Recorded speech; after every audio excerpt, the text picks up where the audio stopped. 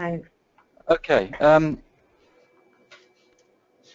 So I think Daniel's very much gone through the kind of background to the progress report. The first time we brought together the progress reports both on mitigation and on adaptation. And clearly there was an important opportunity for the committee. It was a statutory duty to produce the report by the end of June, but an important opportunity given we have the new government coming in to make clear what we think is necessary over the course of the Parliament, but also important in the context of the Paris meeting at the end of the year, and an opportunity for the UK to be demonstrating the actions that it is taking. So I'm just going to take a couple of slides to look at how we've actually been doing, or how we are doing in reducing emissions in the UK. So the blue solid line is showing the estimates of emissions in the UK going back to the year 2000. And you will see they're on a broadly downward track with a significant amount of variation in recent years up and down, which is largely a reflection of weather, largely a reflection of average temperatures, average winter temperatures in the year. Now, prior to 2014, and 2014 is the latest data that we are reporting on, we had estimated that the underlying rate of reduction, so when you abstract from the effect of the recession, which had that big effect in 2008-9, and when you abstract from the variation caused by the weather, then the underlying rate of reduction was around 1% a year. We need to be reducing at around 3 to 4% a year to hit the legislated targets attached to the fourth carbon budget. So we had identified a significant gap in terms of the rate of progress that had been being achieved and what was necessary for future carbon budgets. But then the preliminary data shows a very significant reduction in emissions of 8%. It's therefore very important to try to consider what's driving that rate of reduction in 2014. And we go on in the report to produce an assessment of the key factors. Now, the first thing to say is last year, 2014, was perhaps the warmest year on record. So there was a reduction in demand for fuel for heating.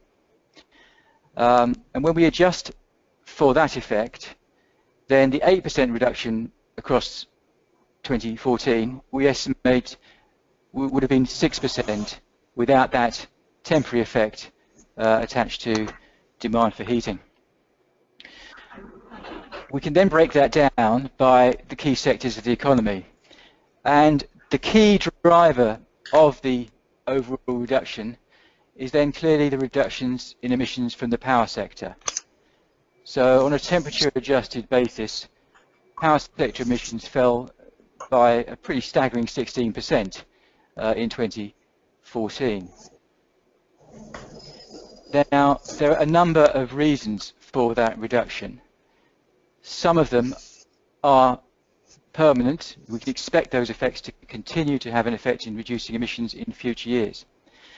There was, for example, some permanent closure of coal generation plants. There was some reduction in electricity demand, which may be attached to things like improving efficiency of appliances. We'd expect that to continue going forward as those appliances penetrate the stock. But a substantial part of the reduction just reflects the relative prices of coal and gas in those years. A part reflects greater renewables penetration, and again, that may be a part of that is permanent. But a substantial part of the reduction actually reflects a shift away from coal generation, which reflects relative fossil fuel prices in 2014. And there is no guarantee that that will continue going forward. When we look at the building sector and we adjust for the temperature effect, there was a small decline, we estimate, in emissions of around 2%. So the temperature effect had a really substantial impact for the building sector emissions in 2014. In industry, the preliminary data suggests around a 6% fall in emissions. in 2014. We are unable to explain that in terms of what has been going on, what in terms of measures or energy efficiency improvements might have driven that reduction. And it's a reduction at a time when the output of industry was going up and GDP rose in 2014. So we do not have a good explanation of that fall in emissions. And there is a concern that this may be revised when we see final emissions data released. There have been differences between preliminary data for industry in terms of emissions reduction and the final estimates that have been, when the data is corrected and finalised later on. We have seen differences in those estimates of this kind of order. So until that data is finalised, I think at this point we're not convinced that that is a real reduction. It remains to be seen. In transport, emissions actually went up in 2014, and this is a reversal of the trend over the last few years where there have been reductions or emissions have been fairly steady, and it reflects an increase in kilometres driven, so an increase in demand for transport, for road transport in 2014, and that has more than outweighed continuing improvements in the carbon efficiency, the engine, the efficiency of new vehicles entering the stock. So it remains to be seen. This is only 1 year's data whether that is a permanent reversal of trend, but that does seem to be largely driven to income rise in 2014. So overall, that leaves us with a picture that yes, there was a very substantial reduction in 2014, but we do not at this point think that that represents a permanent shift to a lower carbon pathway. There is some signs of progress, particularly in the power sector with more renewables build and more renewables generation, but reasons for concern in other sectors. Now, I'll just go through in very broad terms our assessment of what the policy position looks like going forward and what that looks like in terms of projections or emission trends across the sectors. So in the power sector, the red line at the top of the chart that's trending downwards over time represents a projection from DEC of emissions from power sector in the absence of climate change policy strengthening, or in the absence of even existing measures. What we've done in the committee is we've then looked at existing measures, measures that DEC included within their projections going forward, and we have assessed whether we think those measures are enough and are likely to deliver the emission savings that the government DEC are claiming for those measures going forward.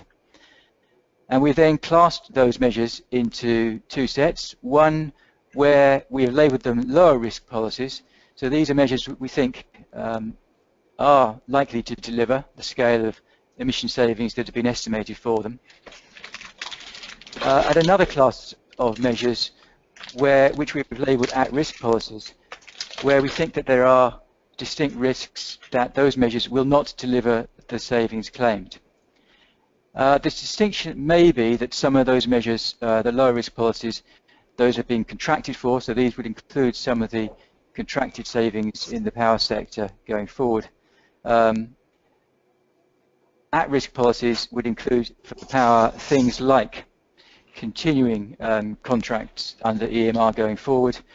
It would include delivery of savings from the build of new nuclear plants where there are not contracts signed as yet. It will include savings attached to the carbon capture and storage demonstrations, which are not signed off as yet. So you will see that a substantial part of the emission savings we would label at risk at this point. You will also see that beyond around 2020, we see a gap emerging to what the committee has estimated as the cost-effective path for emission reductions from the power sector, which is shown by the continuing dotted line. So there are not policies in place, in our view, to deliver the cost-effective abatement pathway. And this reflects, in particular in power, this reflects the absence of policy commitments for the power sector beyond 2020. So the government has not, for example, the levy control framework runs out around 2020, so there's not a commitment to continued funding of new low-carbon generation beyond that point. We see a similar kind of picture in the other sectors. So again, the red line is a projection of emissions, in this case from buildings, in the absence of climate change policy. We then see the emissions being reduced through the policies that are in place. But a part of those policies are at risk. So, for example, in the at-risk category currently, there will be elements of the Green Deal savings and eco savings over the next few years, which we will have labelled at risk because we are not convinced that those policies are going forward with sufficient strength and level of take-up that's been issued by the government. And the RHI take-up is also falling short of previous estimates that had been made or the government's intentions. And then there is this emerging large policy gap, particularly growing after 2020. And this partly reflects, again, the absence of funding that has been set aside for measures on energy efficiency and for measures like the RHI, which runs out in 2016 currently. In the transport sector, in the absence of climate change policy, we don't... Sorry, yes? Sorry, just to interrupt momentarily. There's a bit of background noise coming which is quite distracting. You can mute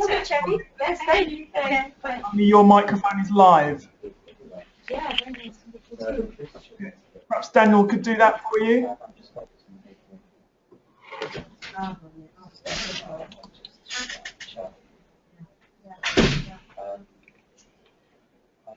Okay, shall I carry on?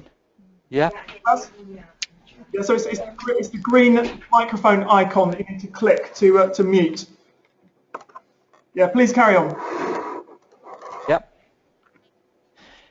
So in the transport sector, in the absence of climate change policy, we would see emissions rising from the DEC projections. There is a significant amount of policy delivery that we are fairly confident will deliver emission savings going forward, and this is largely attached to the EU agreement to improve the carbon efficiency of new cars and vans that are entering the market, and that agreement runs to 2020, but then we can expect to see continuing rollout of those new vehicles into the stock. So we see a significant amount of emission savings continuing through the 2020s from that source. There's an area of policy, government policy, that is at risk, and this is largely attached to funding for electric vehicles and also to demand-side measures, which currently project, I think there's funding for some smarter choices type measures, but that again runs out before 2020. But there is an emerging policy gap. A large part of this reflects the absence of any EU target or commitment for the improvement in new car efficiency beyond 2020. And in the committee's view, it is important to set a strong target for 2030, which would take account also of a rising penetration from electric vehicles over time. So, just to summarise the policy landscape, the key issue for the committee is the lack of certainty on these policy measures going forward, with a large number of policies across these sectors ending in the next few years, or with funding not attached to them going forward. So this is the opportunity, in a sense, for the government and for the Parliament to set the framework and set those policies in the period going ahead, but to make clear its ambition through the level of the 2020s. through the 2020s.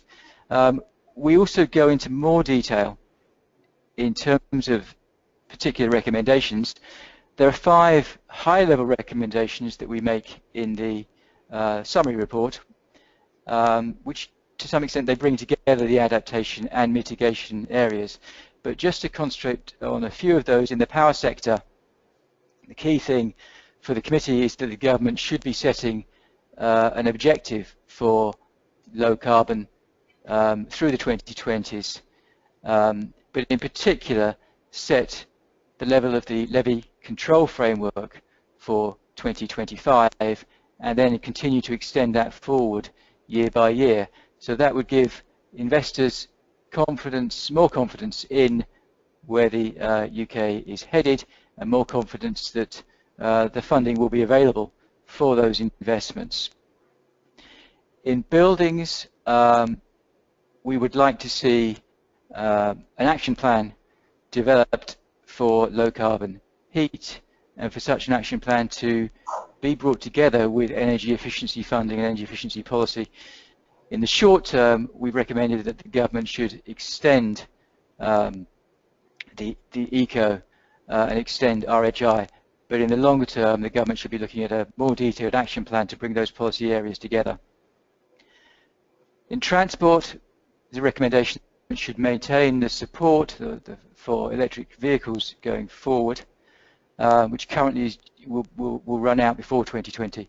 But also, then this is not clearly within the control of the government, but work within the EU to set a stretching targets for the emissions of new cars and new vans for 2030.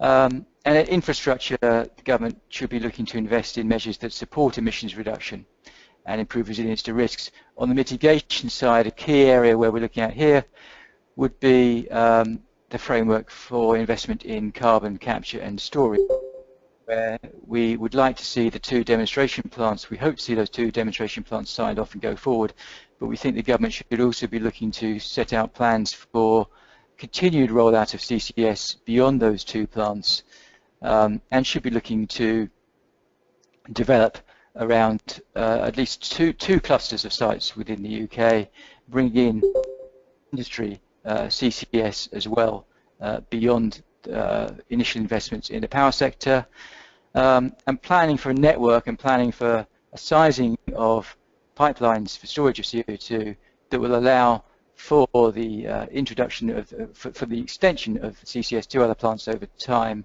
and will bring down the costs of CCS as the take-up moves forward. There's a more detailed set of recommendations around each of the sectors, which I'll be happy to pick up on in any questions that we may have later. Going forward, on the mitigation side, what are the next steps? The government will have to respond to the committee's report by the middle of October and set out its response to the committee's recommendations. Then in terms of the committee's work programme, by the end of the year, we have to recommend to government the level of the 5th carbon budget, which is the emissions constraint for the UK covering the period 2028 to 2032. The government will have to legislate a level of the 5th carbon budget by the middle of next year. So in terms of presentation, that's where I was going to leave things for the moment.